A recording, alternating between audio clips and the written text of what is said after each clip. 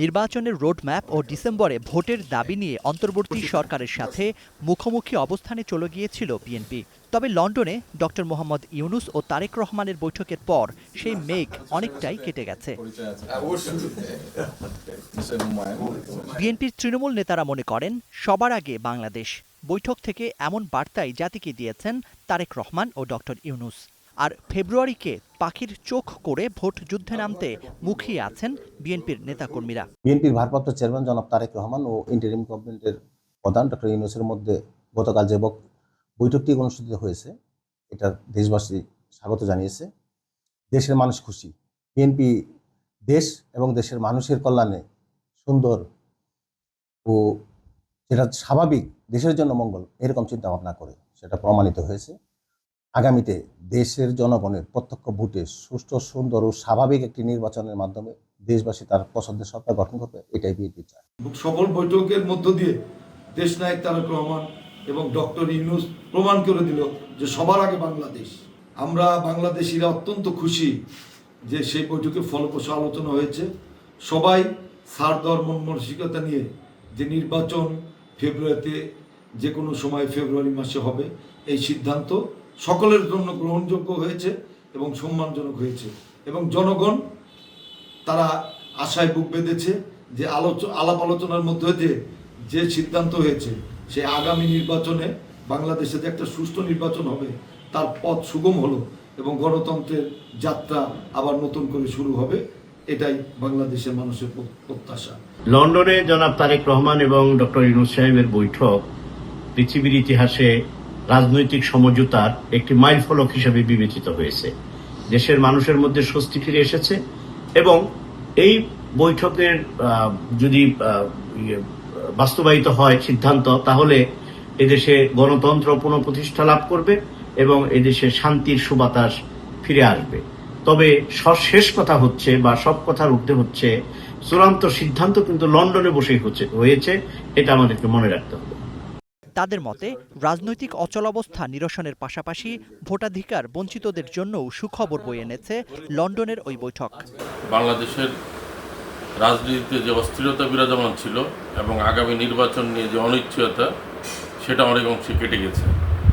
বাংলাদেশের মানুষ একটি সুষ্ঠু নির্বাচনের দিকে তাকিয়ে আছে এবং মানুষের দাবির প্রেক্ষিতে বিএনপি আগামী ডিসেম্বরের মধ্যে যে নির্বাচনের আশা করেছিল, আমি মনে করি এই দুই নেতার বৈঠকের মধ্য দিয়ে ডিসেম্বর বা ফেব্রুয়ারি যেই মাসে নির্বাচন হোক না কেন, আমি মনে করি জনগণের প্রত্যাশা পূরণ হবে।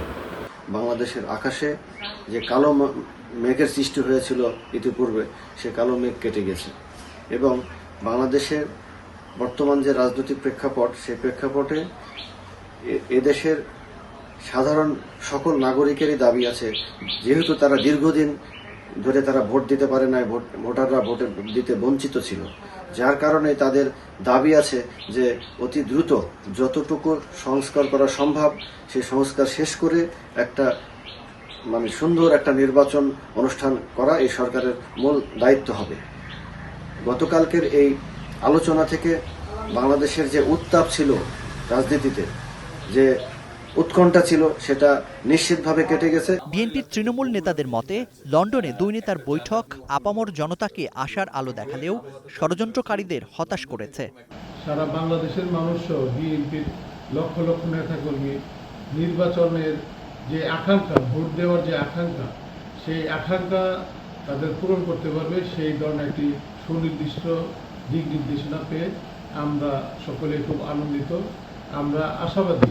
আগামী দিনে যে জাতীয় সংসদ নির্বাচন হতে যাচ্ছে, বিএনপির চেয়ারপারসন দেশনেত্রী বেগম খালেদা জিয়ার সার্বিক তত্ত্বাবধানে বিএনপির ভারপ্রাপ্ত চেয়ারম্যান মানবতার নায়ক জনাব তারেক রহমানের নেতৃত্বে আমরা সারা বাংলাদেশে একটি বিএনপির গণজোয়ার তৈরি করতে পারবো এবং তারেক রহমানের নেতৃত্বে বাংলাদেশ জাতীয়তাবাদী দল সংখ্যাগরিষ্ঠ আসন পেয়ে সরকার গঠন করবে।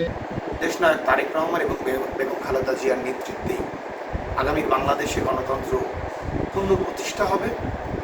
তারই ধারাবাহিকতায় গতকালকের যে মিটিংটা হলো, সেই মিটিংয়ে একটি কুচক্রী মহল বেশ হতাশ, যারা বাংলাদেশকে সবসময় অস্থিতিশীল বাংলাদেশ দেখতে চায়, বাংলাদেশের ভবিষ্যৎ যেন অন্ধকার হয় এইরকম একটি বাংলাদেশ তারা দেখতে চায়।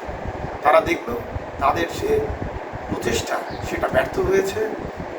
দুইজন মানুষ, ডক্টর মোহাম্মদ ইউনূস এবং বেগম খালেদা জিয়াউর রহমান সাহেবের উত্তরসূরি দেশনায়ক তারেক রহমান, তারা দুজনই বাংলাদেশের ভবিষ্যৎকে একটি সুন্দর জায়গায় দেখতে চান।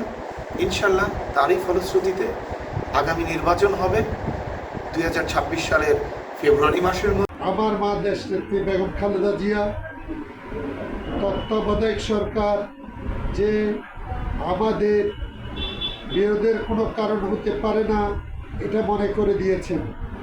আমি আমার মা দেশনেত্রী বেগম খালেদা জিয়াকে ধন্যবাদ জানাই। এই বৈঠকের পূর্বে ওনার এবং দলের অবস্থাটা উনি ব্যাখ্যা করাতে দল অনেক দূর এগিয়ে গেল। দু একজন বিএনপি নেতার বিতর্কিত মন্তব্য তৃণমূলে অস্বস্তির কারণ হয়েছে বলেও মনে করেন এই নেতারা। Zakaria Ahmed, star news, Dhaka.